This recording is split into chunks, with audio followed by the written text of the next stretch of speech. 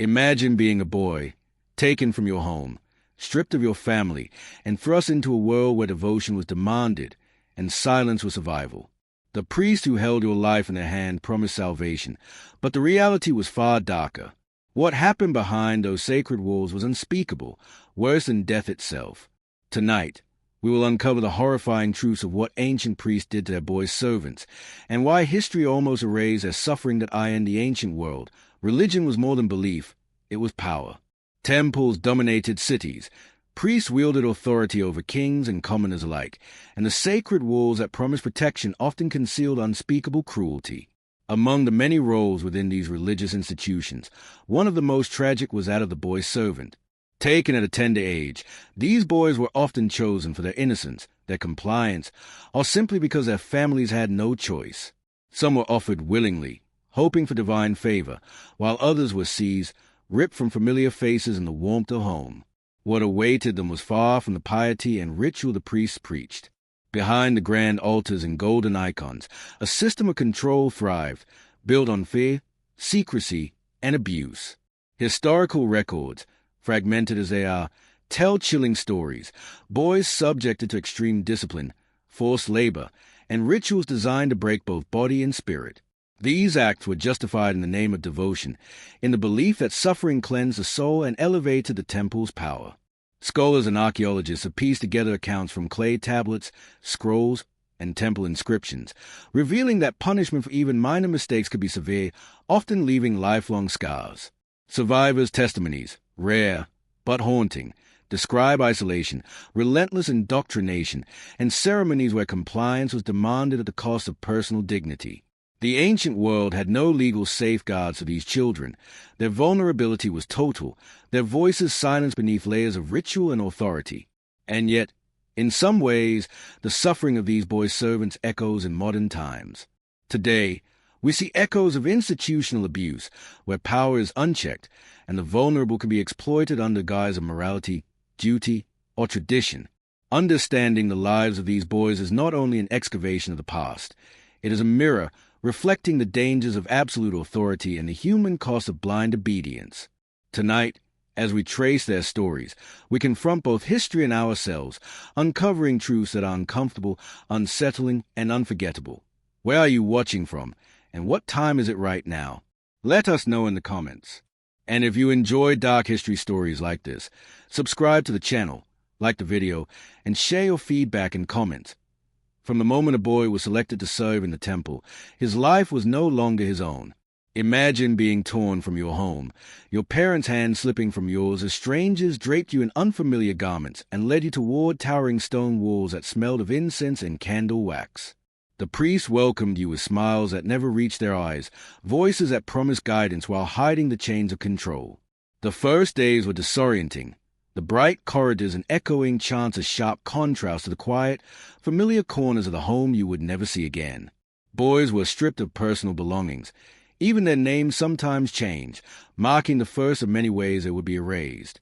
Routine was relentless. From before dawn until late at night, they were taught prayers, rituals, and the sacred texts, their minds and bodies trained to obey without question. But behind the lessons of devotion, a darker curriculum unfolded. Mistakes were punished not with gentle correction, but with humiliation, isolation, and pain. A frown, a whispered complaint, even hesitation could provoke the swift hand of the priest, leaving both visible scars and invisible ones that would follow the boy forever. Some boys were forced into grueling physical labor, lifting heavy stones or tending to the temple grounds while the sun beat down mercilessly, their exhaustion framed as a test of spiritual endurance. Others were subjected to elaborate ceremonies that were designed to intimidate, to instill fear as a foundation of obedience. In some temples, ritualized confinement was common. A boy might be locked in a dark, narrow chamber for days, deprived of food or water, hearing only the distant echo of chants and the occasional footsteps of those who held his fate. Scholars suggest that these extreme measures were justified by priests as necessary preparation for sacred service, a way to separate the spiritually worthy from the weak. Yet historical accounts hint at deeper motives: control, dominance, and, at times, personal gratification. The victims' testimonies, pieced together from ancient inscriptions, letters, and secondhand reports speak of moments when priests' attentions crossed boundaries that no child could understand or consent to. Modern experts studying these accounts note patterns that resemble psychological manipulation tactics, isolation, unpredictable punishment, and a constant reinforcement that compliance was survival. The boys learned quickly that defiance could be fatal, that silence was protection, and that their suffering served purposes they could never fully grasp. In some cases, those who tried to escape or rebel faced brutal consequences, reinforcing the temple's dominion. Beyond physical punishment, there was a relentless assault on identity. Many boys were forbidden from speaking to each other, forming friendships, or expressing emotion. They were taught to fear their own instincts and desires, to see questioning as a sin. Even simple acts, like looking directly at a priest or hesitating in a ritual, could result in public shaming or private torment. The psychological toll was immense, shaping their perception of themselves and the world around them. Despite this, moments of resistance persisted.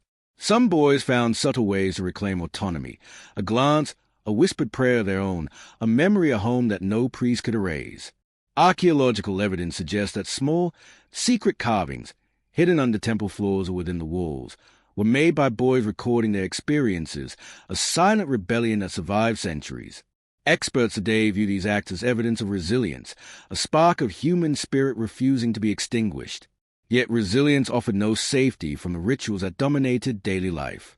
Certain ceremonies required boys to participate in roles that were both physically demanding and morally confusing, tasks that blurred the line between sacred duty and exploitation. One account describes a young boy tasked with cleaning ceremonial instruments with his own hands, instruments that had been used in rites of punishment or sacrifice, reinforcing a connection between obedience and suffering. Another recounts of fear instilled through staged punishments, where a boy witnessed another subjected to harsh discipline, a living demonstration of what awaited those who failed. Historians emphasize that these practices were not uniform. Experiences varied by region, temple, and the temperament of individual priests. Yet across cultures, the pattern is chillingly similar. Children placed in extreme dependency, subjected to control that could be brutal, and denied the protections that modern society associates with childhood. Some temples, operating under the guise of benevolence, masked even darker behaviors, including exploitation that would today be considered criminal. Modern parallels are striking. Today, organizations around the world still struggle with safeguarding vulnerable individuals in closed systems, religious, educational, or otherwise, where authority is unchecked. Child labor, indoctrination, and abuse continue, albeit in different forms, echoing the ancient patterns uncovered in historical study. Experts argue that understanding the suffering of these boys' servants is not merely a lesson in history, it is a warning. Power left unchecked breeds exploitation, and the consequences are measured in human lives, both seen and unseen. The boys' voices, though nearly erased, persist through the records they left behind, the scars they carried, and the studies modern researchers painstakingly assemble. As you imagine these scenes, picture yourself in their place, a child's world suddenly consumed by ritual, obedience, and fear, with only fragments of comfort and fleeting memories of home to sustain you. Each day a test, each command a potential threat, every gesture of kindness suspect, and every pre-smile concealing the unknown. It is a life defined not by the innocence of youth, but by the mechanisms of control and the weight of secrecy. And yet, even in the darkest chapters, human resilience flickers. Some boys survive decades in service, eventually escaping, their testimonies illuminating practices that society would rather forget. Others did not survive in body or spirit, their stories preserved only in whispered warnings carved into stone, echoing across millennia. By examining their suffering, we not only honor those who endured unimaginable trials, but also confront uncomfortable truths about authority, obedience, and the cost of silence. History rarely reveals cruelty so raw, so unflinching, and yet here, in these ancient temples, the evidence endures. Each account, each inscription, each recovered artifact tells the same story. Children entrusted to power, children whose only crime was existence, subjected to practices that went beyond pain, beyond fear, beyond death. This is not merely history. It is a mirror reflecting the dangers of unchecked authority, of unquestioned reverence, and the enduring human struggle to survive under oppression. And as we explore further, you will see the depth of these injustices, the mechanisms of control, and the moments of fleeting hope that made the boys' endurance possible. Stay with me, because the truth is darker than you might imagine, and yet it is in facing this darkness that we understand both history and humanity in its most vulnerable state. As time passed within the temple walls, the boys' life became a rhythm of fear, obedience, and fleeting glimpses of what childhood might have been. Imagine waking each morning not to the sound of your mother's voice or the warmth of familiar hands, but to the hollow echo of chants and the cold gaze of priests whose authority can mean either reward or ruin.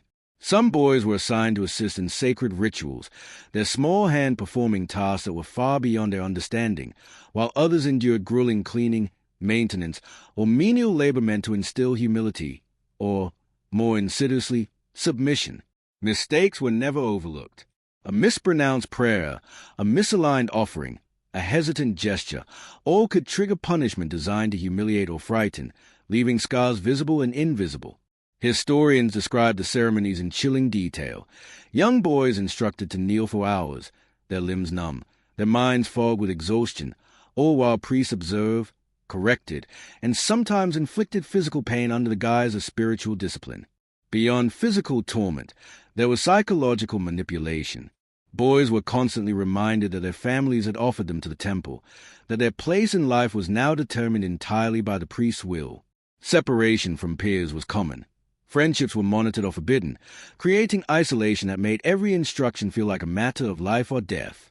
The priest's methods varied, but one theme was universal: control. They engineered an environment where obedience became instinct, where questioning was dangerous, and where fear and hope were intertwined. Some boys found subtle ways to retain identity: a secret carving in a wooden beam, a whispered prayer that was their own, a mental photograph of home. But these acts were small islands in an ocean of discipline. Accounts suggest that in certain temples, boys were forced to participate in rites that crossed moral boundaries, involving behaviors that exploited their vulnerability. Modern psychologists studying these descriptions note patterns of trauma strikingly similar to what we now recognize as complex PTSD, chronic fear, hypervigilance, dissociation, and the erosion of self-worth. In some cases, the priest's cruelty escalated, with punishments that blurred ritual, spectacle, and abuse. One text recounts a boy forced to hold heavy ceremonial objects for hours while priest circled, correcting his posture, watching every twitch, every hesitation, ensuring exhaustion compounded obedience. Another recalls a boy isolated in a dim chamber, the only sounds of distant chanting and the slow drip of water, taught to fear both darkness and his own mind.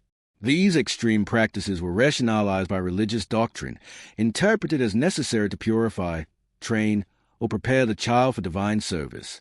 Yet, beneath these justifications, the line between devotion and exploitation was consistently crossed. Experts today warn that the temple system created cycles of power and submission that were nearly impossible to escape. The boy's every movement, thought, and utterance could be scrutinized, punished, or twisted to reinforce obedience. Some boys, upon reaching adolescence, were trained to become future priests themselves, perpetuating the same patterns of authority and control they had endured. Others were dismissed or returned to families profoundly altered, carrying trauma that shadowed them for life. Archaeological evidence reveals the remnants of these practices: inscriptions documenting names and ages, tools used in labor and ritual, and hidden carvings reflecting the boys' attempts to assert autonomy. These artifacts, silent witnesses across centuries, are crucial in reconstructing the human cost of temple life. And yet, within the oppressive routines, there were moments of human connection, brief flickers of hope. A shared glance with another boy, a whispered joke, or an unnoticed act of kindness from a servant could be a lifeline, a reminder that even in totalitarian structures, resilience persisted. Scholars argue that these moments, though fleeting, were essential for survival, providing a psychological buffer against the relentless imposition of authority.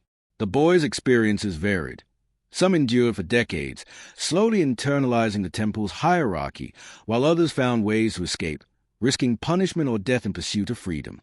Their stories, though fragmented, are a tapestry of endurance, suffering, and the human need for dignity.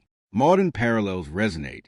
Institutions that concentrate power without accountability, whether religious, educational, or social, can reproduce similar patterns of control and abuse.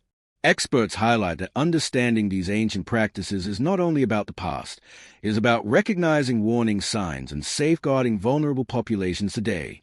As you imagine the daily life of these boy servants, consider the small, desperate act of survival that must have punctuated their days.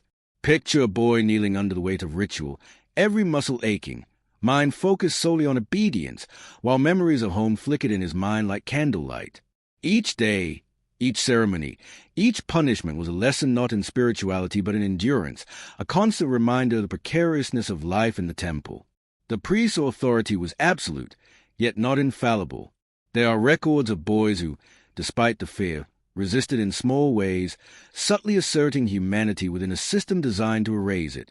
Some scribbled tiny messages into walls, leaving evidence of thought, memory, and identity for future generations to find. Others memorized chants and rituals not out of devotion but as a strategy to gain trust, leverage small privileges, or secure moments of rest. Experts studying these practices note that these survival strategies required extraordinary psychological flexibility and courage. Yet even survival did not guarantee safety. The intersection of religious duty, personal whims of priests, and rigid hierarchies created unpredictable environments. A boy who performed flawlessly one day might face punishment the next, keeping every child in a state of tension, alertness, and subdued fear. The line between reward and retribution was blurred intentionally, reinforcing the priest's dominance. Across cultures and centuries, similar methods appear: isolation, surveillance, ritualized labor, public shaming, and the constant threat of punishment. These patterns are what allow historians and psychologists to reconstruct the lived experiences of boys who would otherwise have been lost to time. Through artifacts, inscriptions, and accounts, we glimpse moments of laughter, terror, pain, and fleeting joy, creating a narrative that is both heartbreaking and illuminating. As you absorb this, reflect on the bravery required simply to exist within these walls, to endure without the ability to fight back, to cling to fragments of self amidst constant pressure. The boys' endurance, small act of defiance, and even survival themselves become testimony to the resilience of the human spirit. But even as we study these histories, the unsettling truth remains. The structures that allowed such suffering were justified by belief, ritual, and tradition. And the echoes of these patterns continue, reminding us that vigilance against abuse in any form, past or present, is essential. What happened to these boys was not merely discipline or education. It was a systematic stripping away of autonomy, identity, and safety. Their stories, painstakingly reconstructed from fragments of history, remain warnings etched across millennia, urging us to see the consequences when power is unchecked and innocence is exploited. The rituals, the punishments, the silent tears of children in stone corridors, all converge to form a record of cruelty hidden behind the veneer of holiness. And yet, it is in remembering them, in tracing their paths, that we restore a measure of dignity to lives otherwise diminished. Each boy, each story, each fragment of evidence reminds us that the past is never truly gone. It waits, silent but present, demanding that we acknowledge, understand, and learn that as years pass, the boys' identities were increasingly entwined with the temple's routines, their individuality slowly overshadowed by the relentless demands of service. Imagine the passage of time marked not by birthdays or celebrations, but by ceremonies, labor, and the silent terror of priest scrutiny. Adolescence offered no reprieve. In fact, it often brought heightened expectations. Boys who survived early training were now entrusted with more responsibility, assisting in complex rituals, carrying sacred objects, and sometimes serving as intermediaries between novices and senior priests. This increased authority, however, did not equate to safety. On the contrary, it meant exposure to more severe punishments and deeper layers of manipulation. Accounts suggest that some priests took advantage of their positions to assert dominance in ways that went beyond spiritual instruction, exploiting both the vulnerability and the obedience the boys had been trained to maintain. Scholars examining these records draw attention to the systematic nature of such abuses. Predictable patterns of control interwoven with unpredictable acts of cruelty designed to maintain total dependency.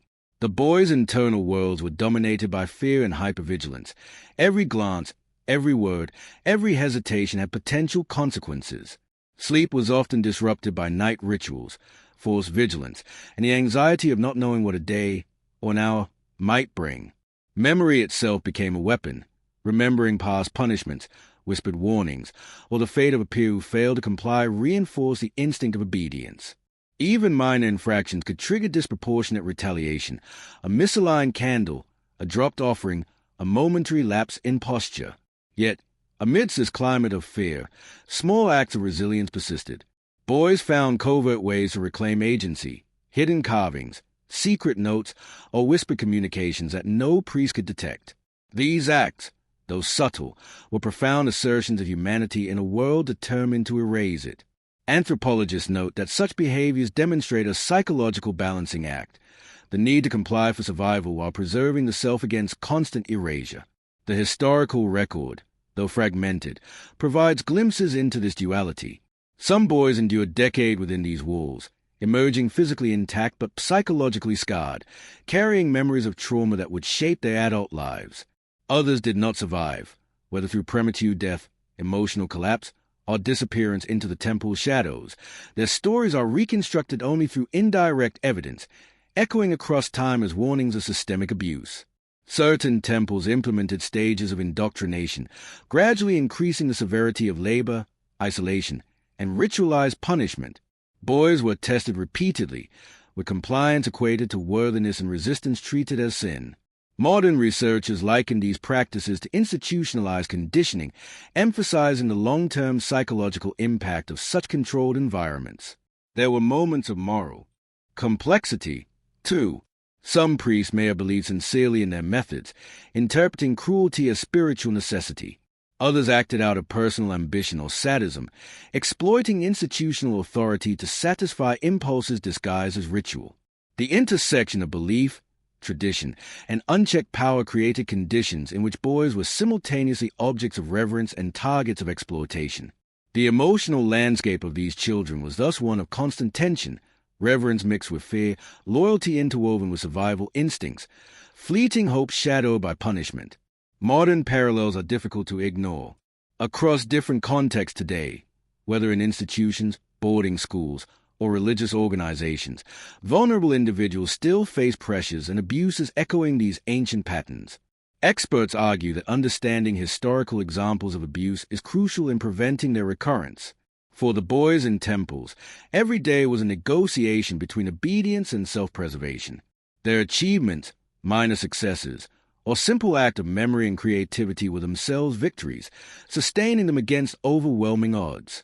In some accounts, older boys acted as protectors for younger ones, creating small alliances that offered psychological support, brief moments of humanity in an otherwise oppressive environment. Archaeologists and historians piece together these social dynamics through inscriptions, letters, and hidden carvings, revealing networks of quiet resistance and solidarity. These glimpses of agency illustrate that even within rigid hierarchies designed to crush individuality, the human spirit seeks connection and meaning. Yet the overarching narrative remains stark. The temples were places where children were trained to endure suffering, stripped of autonomy, and forced into obedience under threat of punishment. The moral and spiritual justifications offered by priests could not erase the human cost, the trauma inflicted, or the lives altered irrevocably. Scholars emphasize that examining these practices does more than illuminate history. It exposes the mechanisms of power and control, showing how authority can be manipulated to exploit innocence. By tracing the boys' journeys through rigorous schedules, ritualized labor, and psychological manipulation, we confront a past both horrifying and instructive. These narratives compel us to consider not only what these children endured, but also the ethical responsibility of societies to protect their vulnerable members. In recounting these experiences, the testimony of the boys themselves, through carvings, hidden writings, and later accounts, becomes a lifeline across centuries, reminding us that even in the face of unimaginable suffering, the human spirit can endure. And as we reflect on these stories, we recognize a dual truth. The capacity for cruelty is vast when authority is unchecked, but so too is the capacity for resilience, resistance, and survival. The ancient temples, once centers of worship and power, now serve as historical mirrors, reflecting both the dangers of absolute authority and the enduring strength of those who lived through it. In understanding the lives of these boy servants, we gain insight not only into the past but also into the present, recognizing patterns of abuse and resilience that transcend time. Their suffering, endurance, and quiet acts of rebellion illuminate fundamental truths about human nature: the fragility of innocence under domination, the persistence of identity under duress, and the courage required simply to survive. As you absorb these narratives, imagine yourself walking those shadowed corridors, feeling the weight of expectation, the sting of punishment, the sharp relief of a small triumph or secret moment of freedom. Every detail, every ritual, every act of oppression serves as a testament to the complexity of power and the resilience required to endure it. And though centuries have passed, the echoes of these experiences remain, compelling us to remember, to learn, and to act in defense of those who, in any era, might find themselves in similar circumstances. In this relentless, oppressive environment, the boys' stories teach us about a profound human need for autonomy, compassion, and justice. By examining the depth of their suffering and the subtle ways they resisted, we honor their lives and draw lessons about the ethical responsibilities of authority, the importance of vigilance, and the enduring strength of the human spirit when faced with unimaginable adversity. The stories of these boys linger in our minds long after we leave the temples behind. Imagine the weight of years spent in service, the fear that became second nature, and the tiny victories that offered fleeting relief. Their lives were defined by endurance, resilience, and a courage we can barely comprehend. Yet their experiences also serve as stark reminders of what unchecked power can inflict upon the innocent. Through stone carvings, fragmented texts, and echoes of memory preserved by those who survived, we are offered a glimpse into a world where devotion was weaponized, obedience was demanded at any cost, and childhood itself was a perilous landscape. Reflecting on these lives, it becomes clear that suffering alone does not erase humanity. Even in circumstances that seem utterly hopeless, the boys found ways to assert identity, forge connections, and hold on to fragments of self. These acts, small though they were, carry enormous meaning. They remind us that resilience is not only survival but also resistance, a refusal to be fully consumed by circumstances beyond control. And while the temples that once imposed such horrors are now centuries old, the lessons they offer remain urgent. They call on us to recognize patterns of exploitation wherever authority goes unchecked and to honor the voices of those too often silenced. If we remember these boys and reflect on their courage, we participate in a form of justice long overdue, ensuring that history does not forget their suffering or their strength. Their stories ask us to look inward, to examine the ways we wield power, and to safeguard those who cannot protect themselves. If you enjoyed this story, be sure to subscribe, hit the bell icon, like the video, and tell us in the comments what type of stories you'd like to see. Share your thoughts about what shocked you most or what moved you the most about these boys' resilience. By engaging, you help keep history alive, remind others of the lessons it holds, and ensure that even voices nearly lost to time are heard once again. These narratives deserve remembrance, and your attention helps carry them forward into the present.